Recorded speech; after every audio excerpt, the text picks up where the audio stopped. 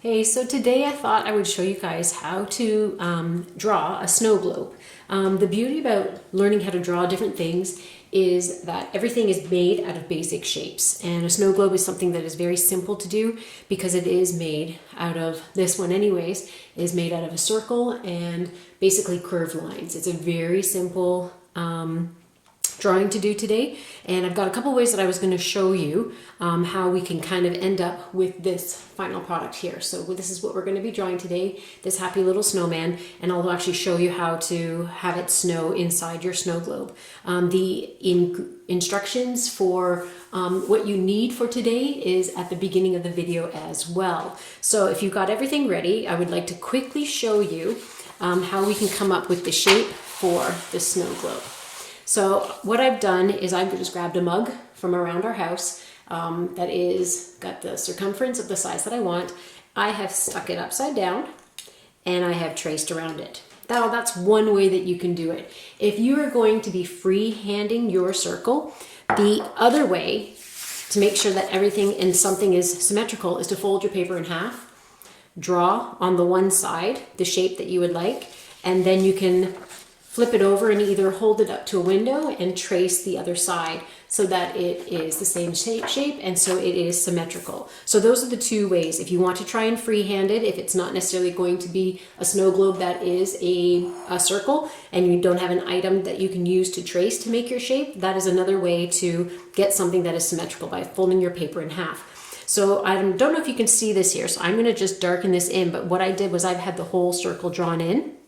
And I'm just going to darken it for you guys so it will show up. Whoops, and I've gone outside my line already. Okay, I've basically drawn a light circle here. For the base of the snow globe, I decided that I'm just going to keep it in a simple shape. And I'm drawing a small curved line across the bottom. There is maybe about little less than 1 centimeter at the bottom of the snow globe where I'm drawing that line across. And I am drawing...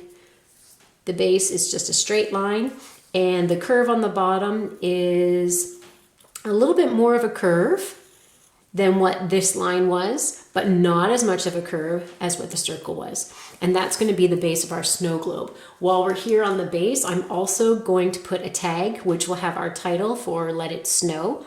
And I am following the curve of the top and the bottom to create that label or tag, and I'm just going to put a round edge on it. You can do whatever edge you would like to do.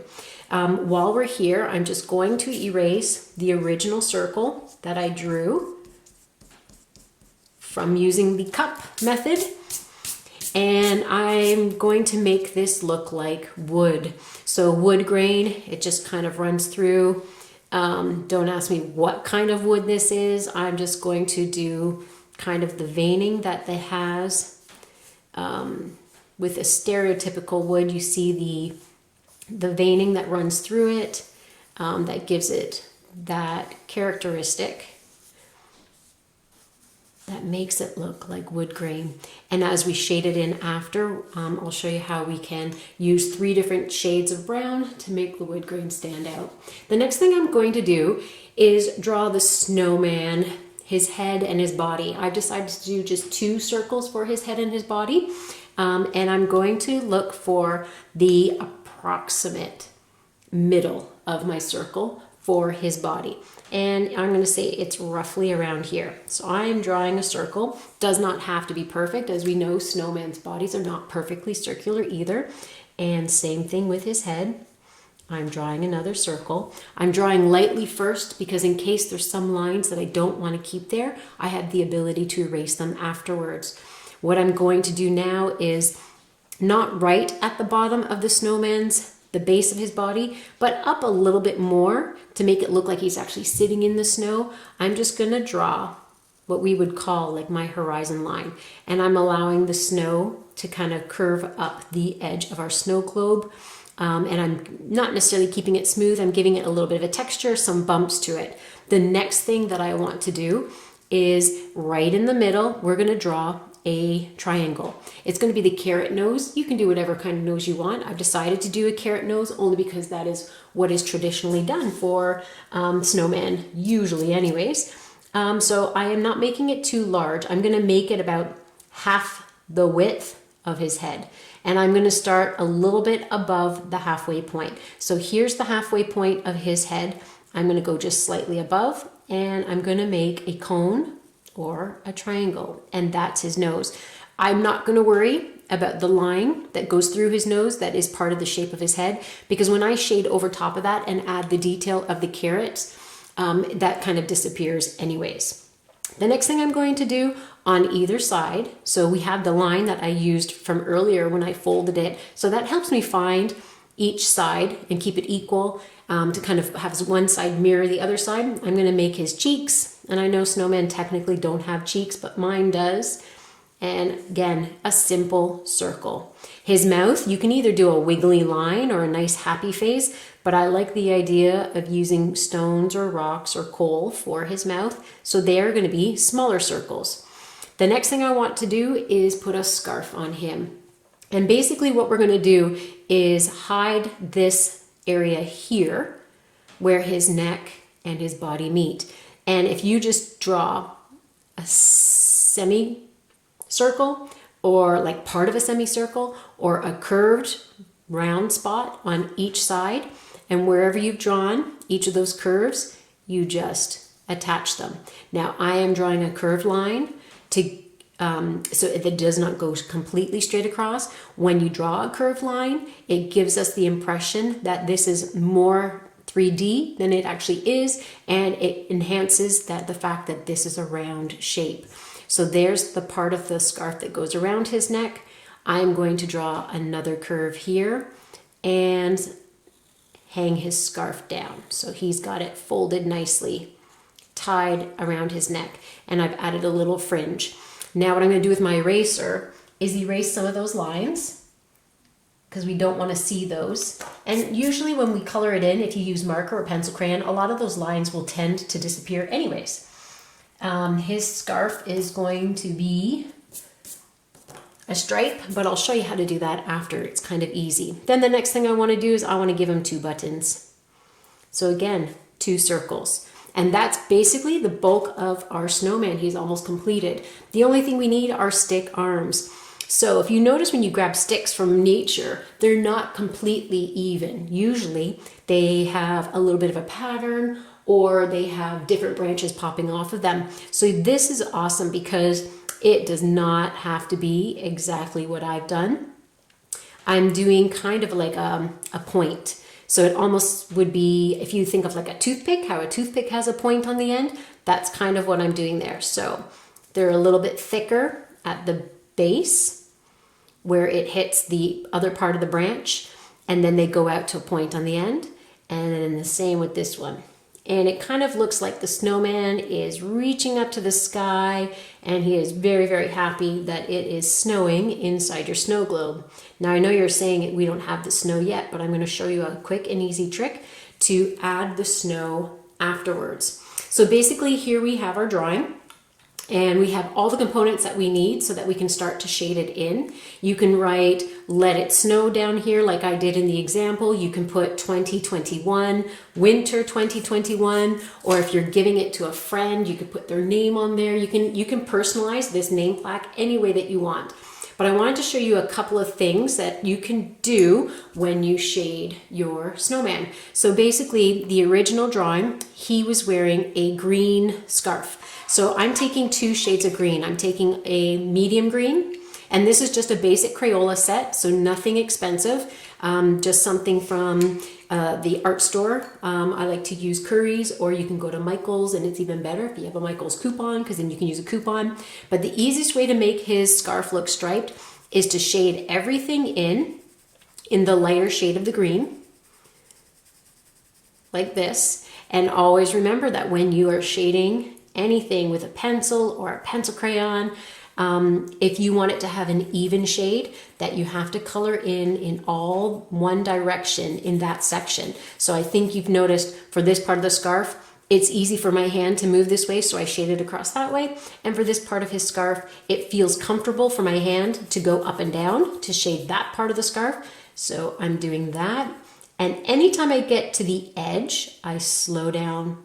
So the key to not going outside the edges of when you've colored something is to just slow down. I always tell the kids that I help draw, it's not a race, coloring. Coloring is supposed to be relaxing, soothing. That's why they have these coloring books, so that it helps us relax. And it's supposed to be an enjoyable process. It's not a race. So here's the quickest way to put stripes on your snowman. In a darker green, I'm basically going to use the edge. I'm not sure if it picks up here, but there is an edge on this pencil crayon that has already been slightly flattened. So most pencil crayons have a point. And when you start to shade with a pencil or a pencil crayon, then you kind of get like a little bit of a flat edge on the pencil crayon, and that's the edge I'm going to use. So that's created a thickness, and all I'm going to do is go across. I don't have to draw in pencil the lines ahead of time, and because it's a scarf, it does not have to be perfect. So he's got his lines of the scarf that go that way, and then I'm going to bring down the lines of the scarf this way. And then the fringe is a little bit of dark and a little bit of the light green together. So that's one way that you can do his scarf. And I also mentioned too about his nose. So carrots are orange. I'm going to color this in orange. And again, same thing, coloring all in one direction. And you can see that that line that we originally drew that made the circle for his head has disappeared a little bit. When everything is said and done and colored in, I take one of my markers and I take a fine one. So whether you're going to take something that actually has a number on it, or it will actually read somewhere down here on the bottom, it will say fine. And when I outline it and draw in the details of the carrot, the texture of it, that line disappears because I'm drawing in other lines. So that's a nice little trick that you don't really have to worry about erasing too much. So I'm going to fast forward and show you how to add the snow. This here is our completed one. Okay, so basically what I've done is I've left him white, the snowman all white, just so he stands out, because I've done the snow a little bit with a blue tone, and I've done the sky in actually 2 shades of blue. I did kind of a periwinkle color. They actually just call it a light blue. And I used, I think it was this blue here. And the other blue, they just call it blue. So, yeah, light blue and blue from your Crayola box. And I just shaded with the light one first and very lightly with the dark one over top to make it just a little bit darker so it stands out and looks a little bit different from the snow. Then what I did was I took my eraser. And it's just a basic white eraser, and I erased some of the blue that I had put in here and in here to make it look like our snow globe had a little bit of a shine on it. So that's one thing you can do. You can use a white eraser to erase away and lift up color, and that's an amazing technique when you want to have a little bit of a highlight to your picture. The other thing I wanted to show you was I shaded the wood on the bottom half of here in 3 tones. So I did a light brown, I did a medium brown, and then I did a darker brown. And basically, when you're coloring with pencil crayons, you always start light and then you go to dark. And that's an easy way so that if you make a mistake and it's already light, sometimes you can use that eraser to erase it. But basically, I shaded everything in this light color. And same trick, I basically shaded all in one direction. And the lovely thing about when you do wood grain, if you're painting or shading in, coloring in wood grain, it's okay to have some lines because that helps with the texture. And then the other thing I did was, with the medium one, is I kind of went around where some of those lines are, the veins that we have there, just to make them stand out a little bit more. So you shade it in some of those areas, and that helps make the grain stand out a little bit. Anytime you shade using more than one tone of the same color, you can easily get some 3-dimensional characteristics to your drawing. And then with the dark color, I went in and kind of came along the edges and along the bottom and made it even darker so that it looked like it had a bit of dimension to it. So here's our completed snowman. The last trick I wanted to show you was we had two ways where we can add the snow. And just as an example, I did a second snow globe here to show you the two different techniques in which we can add snow. The first technique, and one thing that I like to do, is I take just your basic craft paint from the dollar store. I pour a little bit into the lid because I know I'm not going to be using a lot, and that way I won't waste a lot. So I've stuck it in the lid. I use the back end of our paintbrush, and I dip it in so you can see how much is on there, and then we just dab. And your first dab, your first time that you connect with the paper, you will have a fairly big dot. And the more consecutive times that you hit the paper with that same dipping of paint, the smaller the dots get. And that is a good thing. We like that because that's what gives us the dimension of snow falling. It makes us feel like there's some snowflakes falling right in front of our face. And then it gives us the impression that some snowflakes are further away, back in the distance. And it's all up to you with how many dots you would like to do and see in your snow globe. So that's one way. You obviously will have to let it dry so that when you go to, maybe if you're framing it or you're using it as a card, that it will not smudge or get on anything. It'll probably take at least an hour, I would say, for it to cure properly. The beauty about this dollar store paint is it does dry fairly quickly. The other way that we can do snowflakes, and I'm going to show you in here, I'm using a very, very fine paintbrush. This is just bought from Curry's. It's actually I don't know if you can see it. It's called a short liner. So it's a long, slender one. Since I just touched the paint there, I'm just gonna pick it up with my finger to remove it. So basically I'm gonna do actual little snowflakes so that you can see what our snowman is getting happy about. So basically I draw an X. And the reason why we use a liner is it helps us give us nice, long, thin strokes. Then I draw another X going the opposite way. And the beauty about these snowflakes, I'm just going to put a dot on each end, is they don't all have to look alike. So on some of these, on just 4 of these, I guess what would you call it? The parts that come out, the little branches of the snowflake, I'm going to make a V. And it's going to go on either side of those parts that stick out. And there's our snowflake. So I'm going to do a couple more of these, and I'm just going to change the size so they're not all the same. Change the length of the parts of the snowflake so that they look like they're different sizes.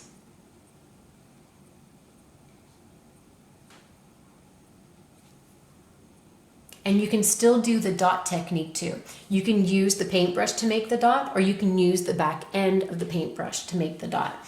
I'm just going to do a couple more. But you get the idea that this is how you can fill up your snow globe with some snow. And the beauty is it can be any way that you want it to be, and it can be full as you want it to be. And if you have another quick way to do snowflakes, then you can do that as well. I hope you guys have enjoyed this. It's a simple way to draw using basic shapes, and you can personalize it any way that you want. And I know that it would be really neat. I know that Greg would love to see if anybody has actually had the time to recreate any of these, and you can just repost them on his page. It would be fun to see what you guys can come up with. Take care, and I hope you guys have a good day.